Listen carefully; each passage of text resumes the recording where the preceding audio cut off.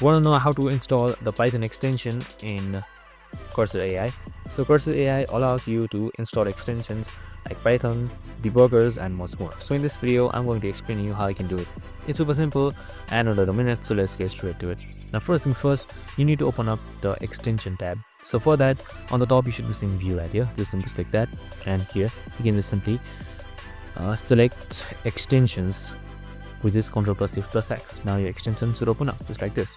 Now in order to install the Python extension as we called, you can just simply select Python on the search bar, or right here you should be seeing Python already. Just simply select install and your Python should be installed.